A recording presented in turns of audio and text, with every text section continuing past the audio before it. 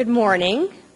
Thanks for having me today, and thanks for braving the elements, as Dan said, to make it out here on the treacherous roads. And thanks for having this event today. It's great to be able to talk about the suburbs. We, as Zurich, are very excited to be here.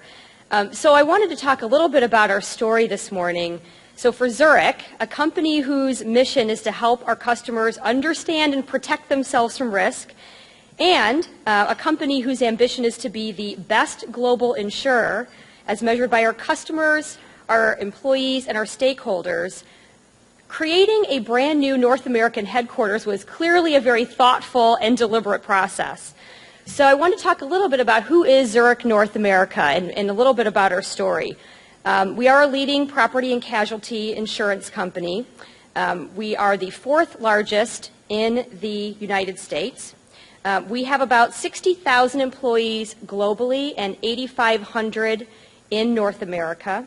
And we employ about 2,500 people at our ZNA headquarters in Schaumburg and another 500 in the Chicagoland area.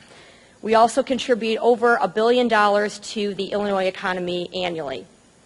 Some of our key segments that you may be familiar with, construction, we're one of the largest construction insurers in the country, automotive, energy, our banking, healthcare, manufacturing, real estate, and technology. And a couple of fun facts about Zurich, two famous things that we insured. One was the 1933 World's Fair in Chicago, and the other is the Hoover Dam, the construction of the Hoover Dam. We were also one of the very first European insurance companies to come to the United States, and specifically to Chicago.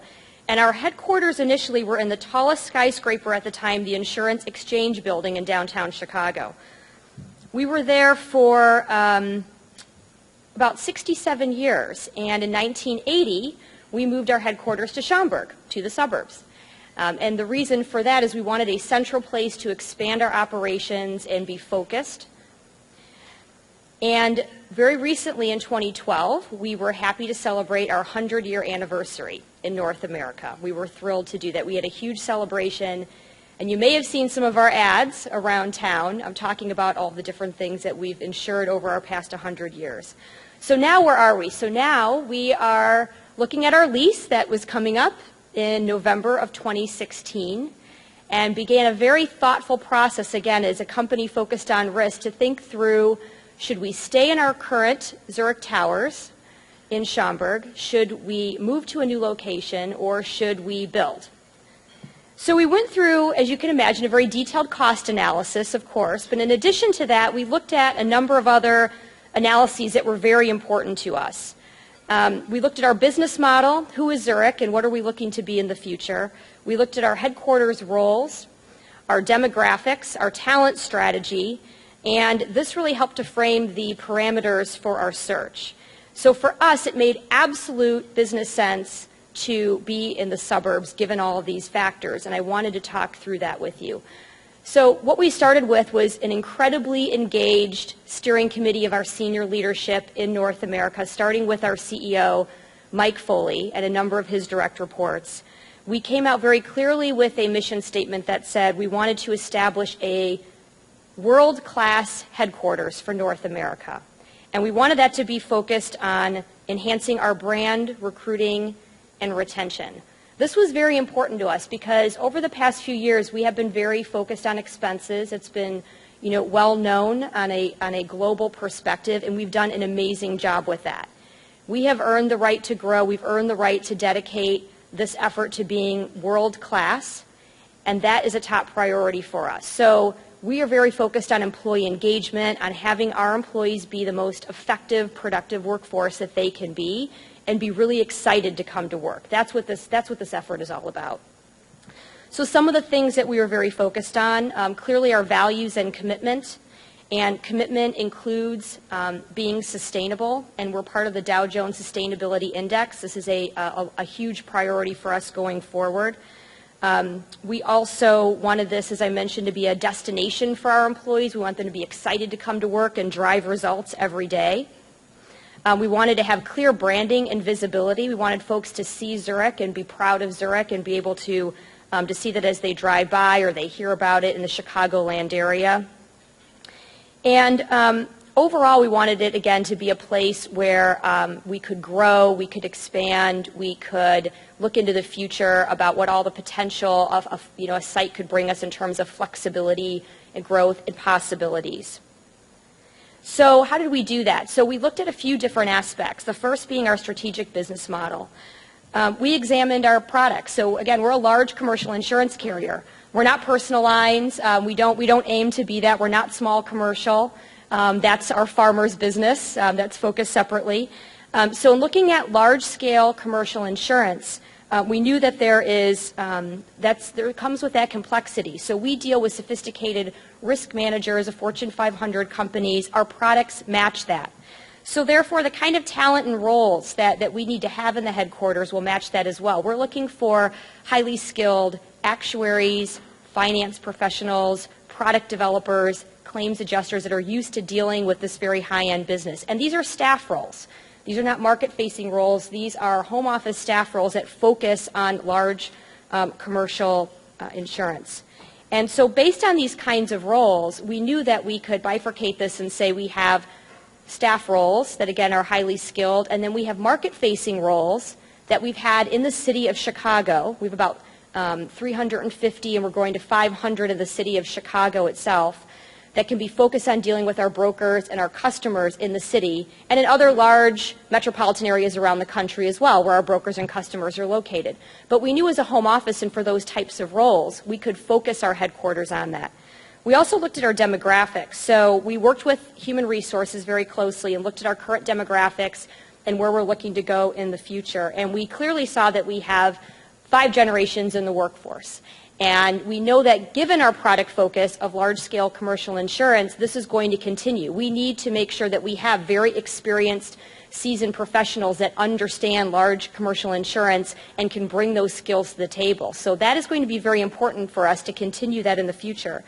However, we also know that in the insurance industry, like other industries, we have a number of baby boomers that may start retiring soon, and so we need to replenish our talent in the insurance industry. So we're also doing new campus recruiting. We're really making an investment. We've been doing this over the past several years to bring in large classes of talent coming out of college to teach them insurance and to bring them along. And we know that it's going to take quite a while to do that, but we've committed to making that investment. So in looking at that, knowing we're going to have the 5 generations, we wanted to make sure that, again, we have an environment and a location that's going to be suitable to these 5 generations. And that's what it started leading us to looking at. We want to make sure that it's accessible by car transportation and very easy for folks to get to in the suburbs and where people are living and having their families. But also, we want to have some access to public transportation. Such as bus rapid transit or potentially trains that we could also appeal to the folks in the city that are just starting their careers. The other piece is we're very focused on employee engagement. It's one of our top priorities. So in looking at that, we did a very thorough zip code analysis of our current talent. And from that, it was very clear where the majority of our folks live and the suburbs that they live in around the northwest, the western suburbs. So we took all that into account and said, then our headquarters would be in a similar area to where we're at, and ideally it would even be very close to where we're at today to minimize the change impact for folks. I mean, it's very important people have their local route, they know where they go for coffee, they have their doctors, they have their child care, they have all this set up. They want to make sure that their life doesn't materially change, so that would be ideal. So based on this gave us, again, a sense of ideally where this would be located.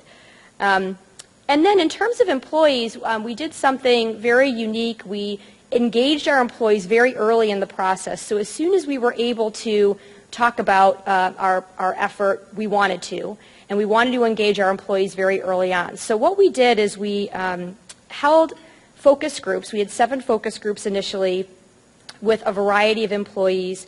And we followed up with a quantitative survey, over 1,400 people. It was a 65% response rate in the first couple of weeks. And then also solicited volunteers to join work streams to help us understand what this headquarters should be to mean world-class for our employees. So we have over 150 people that volunteered. And the way, again, that we looked at that was we were very data-driven around the kinds of focus groups that we set up. So we wanted to have mixed focus groups representing our our 5 generations in the workplace, which we did, and also all of our different departments. But we also wanted to focus on a couple of other demographics to really make sure that we understood. So we knew that 62% of our headquarters population is female. So we focused a lot on our female population. And through that, we're able to understand some of the ideas and concerns and ideally how their work life how that would work, and got a lot of great feedback. And then we also focused on our newer talent. So we talked to our interns that are sophomores and juniors in college. We talked to our Gen Y group, and they gave us some fantastic ideas. And I think, what was fascinating is, so for all the different focus groups and for the detailed quantitative survey we did, the themes that came out were remarkably consistent. So regardless of demographic, remarkably consistent.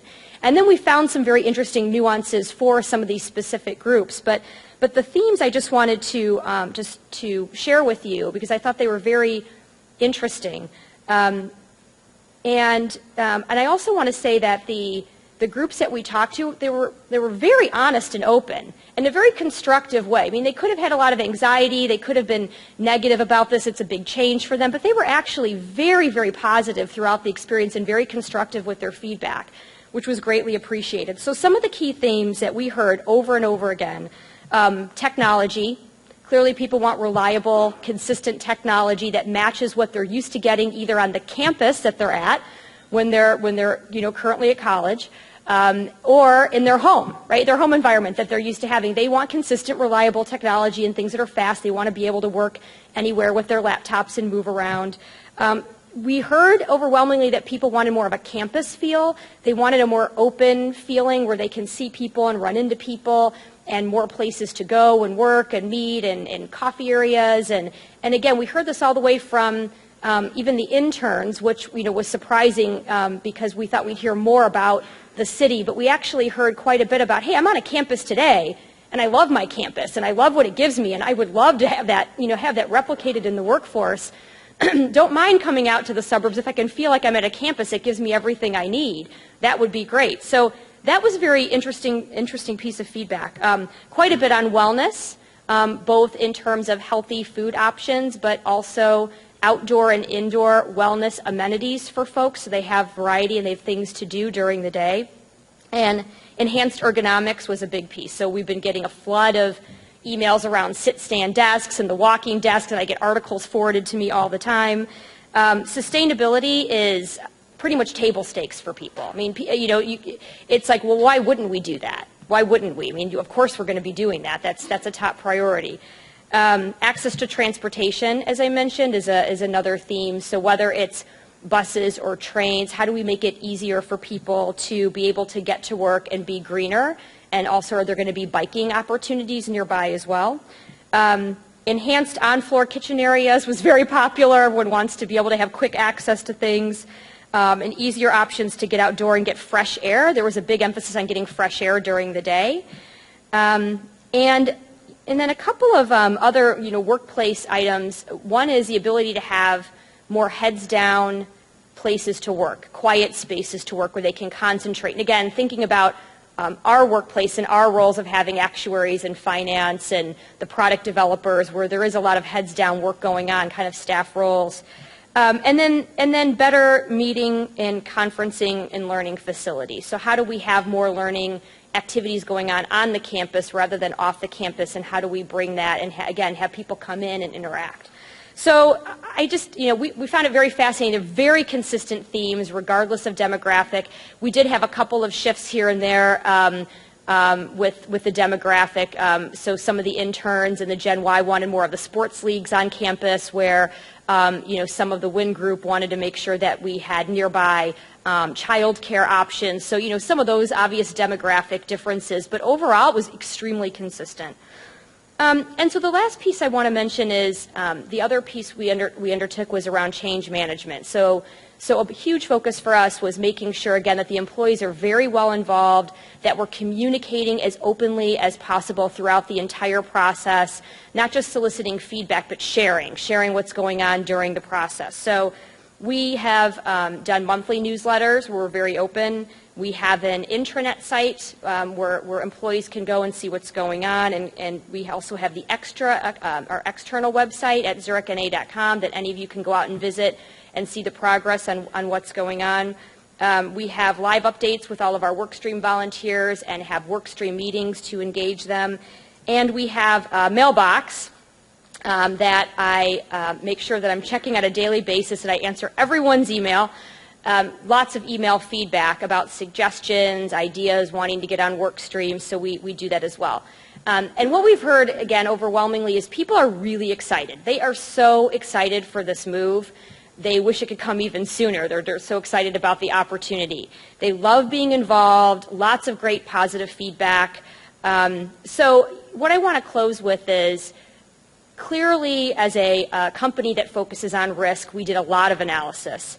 But in the end, for us, it was a very clear decision, very, very clear, based on the demographics, based on our talent, our roles, what we're trying to achieve, and really focusing on wanting to have a world-class headquarters that make people as productive and excited as possible to come to work. It was very clear for us that the suburbs, and specifically Schaumburg, was the place for us to be. So I wanted to close with that, and again, thank you very much for allowing me to share the Zurich story, and I'll turn it back over to Dan.